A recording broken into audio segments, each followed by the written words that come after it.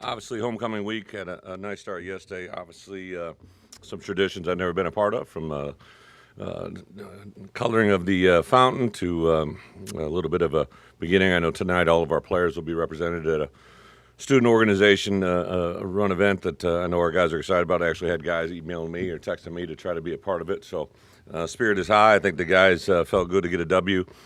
A lot of positive things, but a lot of things that we needed to correct coming into this week. So, from a health standpoint, really kind of just where we were last week. At this point last week on Monday, didn't know if Jake and Spoon would be with us, but I think they're a lot closer this week than they were last week. The intent is to have those guys with us. To get a couple guys back, that was really the first game plan that Coach Peterson has had, the ability to have both Josh McCray and Chase Brown in the kind of the game plan the whole week, the way they practiced and everything else. So that was, I think the results you saw on Saturday were a direct reflection on that. Also last week to have Keith Randolph back in the starting lineup, just, obviously a very talented player, but when you have a personality like his, a demeanor, to have the tip ball from Isaiah to go to him and to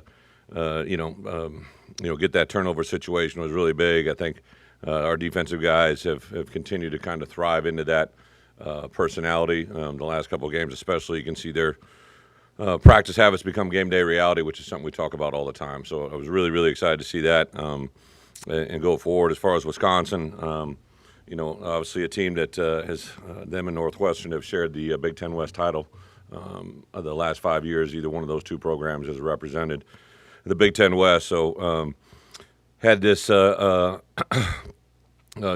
on the forefront of our guys' mind, just because of the way who it is, not necessarily because of my past, but because of the way that it's represented in the Big Ten West title and the way it's kind of been carried out. Got a lot of respect for everything that Paul's done. Obviously, he and I have known each other for a long time. Several players in that program. I know I'm going to get the question right, but this game is about the University of Illinois football versus the University of Wisconsin football, and that's what it's about. That's what it's been driven. My preparation for any game is the exact same. Like I get the question, I get understanding, but really the attitude that I carried into the Nebraska preparation to the next week against UTSA, and then to Virginia, to Maryland, to Purdue, and then last week against Charlotte, and this week against Wisconsin has been the exact same. I'm not going to do anything more or less. I'm just not wired that way, and that's the way I teach our players and our coaches to go about it. So a very exciting opportunity for it to be a homecoming game, but to have the Big Ten race to come back into the Memorial Stadium and have the opportunity to play Wisconsin is very exciting for our players, and I think they'll reflect that in their preparation this week. So with that, open up for questions. At the halfway point here of the season, but what are some things that you've learned about this team at that point? And from a big picture standpoint, what have you learned about the job and the program? Yeah, so we are at the halfway point in definition of behind us, right? You get 12 guaranteed opportunities, but really we've been kind of looking at this season into a 7-week season, bye week, 3-week season, bye week, 2-week season. I think before the year starts, just like next year to have the opener against Wyoming, we've kind of laid out the schedule the exact same. I think to play in those week 0 games and have 2 bye weeks gives you a chance to naturally assess. Through 6 games, just like after the 5th game, after the 4th game, 3rd game, we take a constant inventory of our roster. We take a constant inventory of our strengths, our weaknesses, offense, defense, and special teams. We have meetings on Sunday and Monday that are really kind of about what's behind us, but you transition Sunday night and into Monday into your preparation of your next opponent. So really self-reflection will come a little bit more next week during the bye week, but we have constant, self-scouts, offense, defense, special teams. The thing I've learned about our team probably more than anything is they care. They're very coachable. They're never satisfied with their performance, whether it's a win or a loss. They've been able to keep moving forward, and hopefully they probably understand the bigger picture more than anybody else because they've been through the bad parts of the past, and they want to definitely gravitate to the good parts. Even the guys that will be leaving us at the end of this year, I would say over the last 2 weeks, have made me appreciate that they want this place to have sustained success even beyond when they're here. Any update on Seth and Isaiah Gay? Yeah, Seth, I would say that, he's a probable for Saturday. I do think there's a chance of him getting there. A lot of it depends on how his body, how it heals, and goes forward. And who was the other one? Oh, IG. IG was actually cleared to come back in the game, but because our offense took a 6-minute, 30-second drive, we didn't have to get him back out there. But IG was cleared to go back in the game as it stood Saturday. You mentioned on Saturday the communication that your defensive staff has during a game through the headsets. Is that unique, or have you ever been around it like that, where it's just so fluid? It's not unique, but it is. You know, maybe it a little bit depends on the personality of the coordinator, right? I think one of the things that Ryan displayed to me when I first met with him and to where we are today, like he loves information. He's not a guy that stands up in front of the room and claims to have all the answers, or is a guy that isn't willing to listen to every detail. And not just our 5 full-time assistants, right? Ryan and the other 4 guys. I would say that anybody in that room, as a graduate assistant, as a player, as a head coach, offensive coaches, Ryan is a sponge of information, and that's the part that's probably a little bit different. On Saturday, you also kind of continue to say that the other guys help, and Ryan said today that the speed of which they get things fixed in between series is really fast. Yep. Can you comment on that at all as well?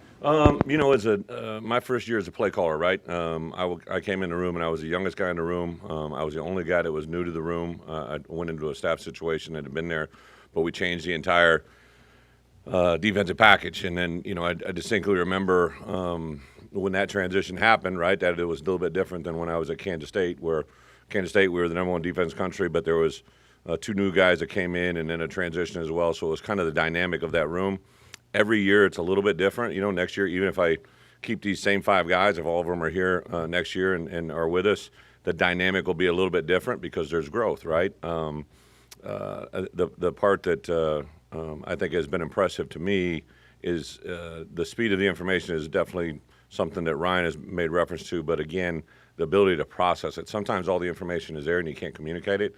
I think the #1 downfall a lot of times in society, whether we're talking about football or business or personal lives or relationships, a lot of times it's a lack of good communication, and football is no different. And I think that's the part our guys do a really, really good job of. When you watch Wisconsin on tape, are there similarities to things you ran when you were there, and what's that system that they run that makes them so successful? Yeah, I get the question. I think Paul and I were together for 6 of my 7 years, right? So definitely had a lot of common thoughts and ideas. Joe Rudolph, the offensive coordinator, was my tight ends coach. Mickey Turner, the tight ends coach, was the first kid that I ever recruited out of Missouri. A lot of great memories that tie to him, and he played a tight end in our system. There's some easy comparisons, but they are different. I think there's just in their schemes and their mechanics up front, there's definitely some things that are a little bit different, but the basic core value of run, play, action, they're very explosive. They got some dynamic players on the outside. They're very, very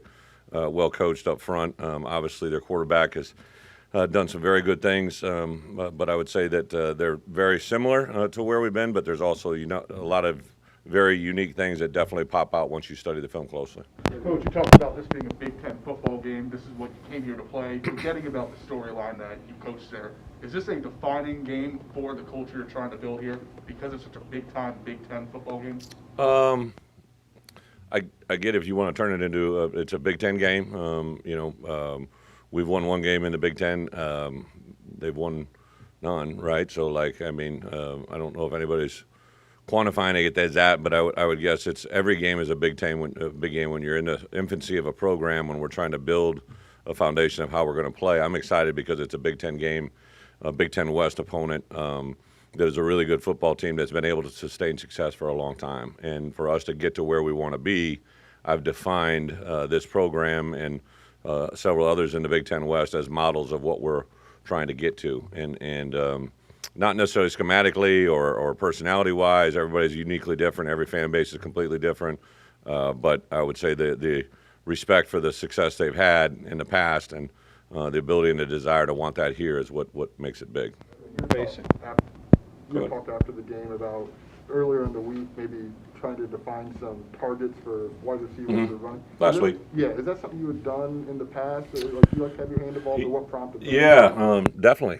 And it's usually out of necessity, right? Like at a previous institution I was at, we had a first, second, third, fourth string running back that all, eventually became NFL players, and they're really good. And to facilitate trying to keep them all in a capacity to help us with, winning games. We wanted to kind of have a formula. We didn't want to get in there at halftime and realize we'd only, maybe handed the ball off 6 times to guys that we wanted to target 18 times in the first half, right? I distinctly remember having a setback, I believe it was against Michigan, where, we looked at the game on Sunday and at halftime we hadn't done the things that we thought were going to help us win. And in the end, we ended up losing that game. And I distinctly remember having that moment, kind of moving forward. And then also at a point when I was at Arkansas, we had Hunter Henry, who's a really good, very, very talented tight end. And we'd come out of a game or two where he had only been targeted 2 or 3 times. And I just said to myself, we can't have this. This is one of our position of strengths. Now, I can't hand the ball to him. As a receiver, it's a little bit different because it become targets. When you talk about a running back or someone that you're handing the ball to, you can kind of define that. But that's really when the evolution came, when I believe that was the year that we when my best record in the SEC West, and it was really, I think, a lot driven by offensively. We kind of had the formula for what we wanted to do, and we kind of stuck to that in our play calling. When you're facing the number 1 rush defense in the country, how important is it to kind of stay committed to that run game, even if the results early on aren't what you want, because of what you'd want to do later on in the game? Statistics are great. They're great things to reference. But a lot of times there's a lot of outside factors that roll into it. They're very, very stout. They're very good against the run. Obviously, we've been able to have some success running the football with a couple different ball carriers. But the key ingredient is what works Saturday, right? On Saturday, there's only going to be 2 opponents in that stadium. None of their opponents from this past and none of our opponents from the past are going to be out there. So what we do on Saturday is going to be greatly dedicated to what our offense does against their defense and vice versa, and then what our special teams do against one another. So we don't ever reference a team like that. We just talk about the matchup and what we have. The tradition of wearing Grey Ghost uniforms on homecoming, will that continue? No. We won't be in. It's not necessarily the Grey Ghost. Obviously, a tremendous amount of respect for who he is and what he stood for and what he represents. But I would say that, one thing that I've carried forward in every game this year is the orange helmet. I think in today's world, the ability to identify an identity with a football team is very important, and so that's why our orange helmets have been a constant and will be a constant for us moving forward. I think we have a little photo shoot with one of our guys either tonight or tomorrow night, and we'll do a uniform reveal later in the week, which pains me to say, but it is very, very, very, very popular. The model will not be me, so you got that to look forward to. But I do think that there's a certain value to that with our kids as well as with our fan base and also in recruiting, because I give Pat Pearson a tremendous amount of credit every week. I say this and dropped him a note last week. Like literally every day in our office, there's something that he comes up with that I've never thought of or seen before in college football, and some of the things he's done this year to help us in a program that really maybe hasn't got the wins where we want it to be, but we need that excitement and that buzz with recruits as well as with the media as well as with our fan base. He's helped us tenfold in that, and that's another great example. Vederian Lowe elected to come back for next year. Turns out that was a pretty good decision for him. But can you comment on his play and his backstory a little bit too? Yeah, Vederian has been a guy that's been very impressive to me since the day I walked in. Obviously, heard his story and then began to know him and understand him. And he did play his most complete game. So obviously, Chase Brown was given the Big Ten Player of the Week, but we gave the Offensive Big Ten Player of the Week to both him and Vederian. V played extremely well, played physical, played with a purpose, and I think when the game needed to be taken over, he did that. I'd say Palcho did the same. Kramer did, his standard, normal, usual. So the guys that we're asking to kind of take over in those big moments did that. I would say that, there's a lot of times when I walk in that building or Smith Center before 5 a.m., and a lot of times V-Lo will be in there already. Like, he is a professional before it becomes the question, right? Like when guys make the transition for the college to the NFL game, they ask a question a lot of times to me or the coaches and be like, can this guy be a professional? And he's a professional already. He's married with 2 beautiful children to a beautiful wife that he loves endlessly. And then, to take the whole guardianship of his older brother with the mother's passing, like just if the world was full of a lot of Vederian Lowe's, it'd probably be a better place for everybody. We talked about Madison. When you think back, what do you remember about your time there and what you were able to do, both personally and professionally? Well, personally, I better say I got married, right? Met a lot of great, I said this one time jokingly, this is when I was back there. I said there's two important people I met in Vegas. So one being my wife, and the other was I actually met Paul Christ in Vegas on a recruiting trip. He was actually working at Oregon State. And Coach Alvarez introduced us and crossed our paths because he knew what was going to happen in the future. I didn't. Met a lot of great relationships. I could go on and on about just, you guys know me well enough. I'm a very sentimental guy, right? Like, stories mean things to me. So, Mickey Turner, who I mentioned, to recruit him the way we did and have him play for me as a tight end, a guy that I'm close with to this day. Bob Bostad as a linebacker coach was my first hire as a tight ends coach. He was from Wisconsin. His dad was a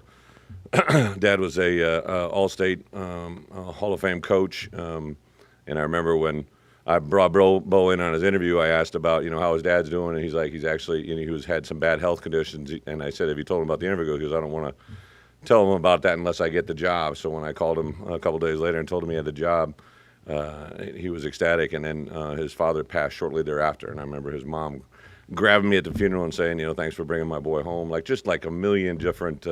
Kyle Costigan is an assistant coach who's probably one of the greatest recruiting stories that I had there. He was a really good player, but just how that whole thing unfolded. There's just Ross Kalaji, the defensive line coach, worked for me. There's just so many different things. I can't put a price tag on them, but I told our guys unequivocally on Sunday, even Saturday after the game, just as much as I talk to them all the time about their past is important to me because it defines who you are, right, and who you are at that moment. All of that is behind me. None of that applies to any moment in any preparation mode this week whatsoever. And it's easy for me to say that because I live it and I know it and I do it. I think it's hard for the outside world to understand that, but it really has zero impact on the impact of this game this week with our preparation or our performance. The identity, how they built that thing up, and you continued and took it to another one. What did you learn there that might shape how you've approached this? 100%, a great question. So, one thing that was brought to my attention when I was talking with Josh about this job was everywhere I had been, right? At Iowa, at Kansas State, and at Wisconsin. All three had been places that really had not been very successful. And then when there was a coaching transition, the sustained success model that has replicated in all three of those programs, especially the two, right? Wisconsin and Iowa in the Big Ten West. I really had witnessed the Wisconsin transition, being an assistant at Iowa, knowing Coach a little bit, but really didn't know Coach Alvarez. But when I got to the University of Iowa as a player, he had already left. And then when he called me about becoming the defensive coordinator there, we had really not really known each other. We had just had a couple common interest friends, Bobby Stoops, some people that we commonly knew each other. And once I was there and I began to hear the things that he talked about, like a simple thing like he talked about recruiting, what you see in the grocery store, right? When you go in the grocery store, you see these people that look a certain way. Big people are stocking groceries. If there's big people in the grocery store, there's usually big people in the community, right? So just a little simple thing like that makes a lot of sense. I would say that, a huge part that I've obviously emphasized since I've come here is the walk-on thing. I walked on the University of Iowa because of the opportunities that were given to walk-ons. Both at Iowa and Wisconsin, I really saw the value in that, and we're already seeing that now here today in our program with the value that a lot of our walk-ons since I've been here have been added to scholarship and what that's brought to our program. So there's many things that are going to shape what we do here based on what I've done in the past, but this is Illinois, and because we have a state that's a little bit more probably recruiting ready, all right? There's in Wisconsin and in Iowa, there's a very small number of probably maybe even as a quarter a number of Division I players that are available every year compared to what Illinois has. So that has to be a tremendous advantage for us if that's the core of our DNA. So there's definitely some things that are similar, but they're also very uniquely different. You're probably going to hate this question, but you've got 99 wins. What would it mean to beat Wisconsin for your 100th? Well, to get a win on Saturday, I appreciate the question, is going to be something that we strive to do every week. The timing of it, I think that's just pure, the way the fate is laid out. I personally wish that I had tried to reach it, 12 games ago before I even came to Illinois. But I do understand the significance of it. But I really don't put 1 ounce of it. Was quickly brought to my attention by several people, right? The way it laid out. So I get it. Again, it's an outside source, but When Coach Bielema gets his 100th win is when we deserve to win, and when we play enough to execute to have a win, and that's probably the more fulfilling moment for me than anything. Coach, you mentioned the emotional ties that you have to Wisconsin with other people. How much do you think you've grown since your time there individually? Have I grown? Yeah, as a Unfortunately, I've person, grown as a physically coach. and emotionally. I think that the part that's really fun to be a 51-year-old head coach now, even just to kind of go back and forth today and yesterday with some people that I've been around in my past, both in college and in the NFL, and realize now the things that I know that I thought I knew back then, but I really didn't. I just I was doing the best with what I knew and how I had to do it, but I definitely know now at 51 I'm a much better position, just football IQ-wise, and also connection with your players, connection with your staff, listening to people that are around you. That is very, very valuable. It's fun for me now to kind of sit back and take those little moments where I'm like, I probably wouldn't have done that 10 years ago, right? Or I wouldn't have known that 6 years ago. Those are the kind of moments that are a lot of fun for me. 4 hours ago, I was sitting there having a meeting with Josh McCray because it was the first time really he's had adversity, right? Like I knew it was going to come. I didn't know when it was going to come. I didn't know how it was going to come about. But I knew I've had a lot of meetings since he's arrived on campus and before he got here. But that meeting to me 4 hours ago, I put a lot of prep into what I was going to say and how I was going to say it.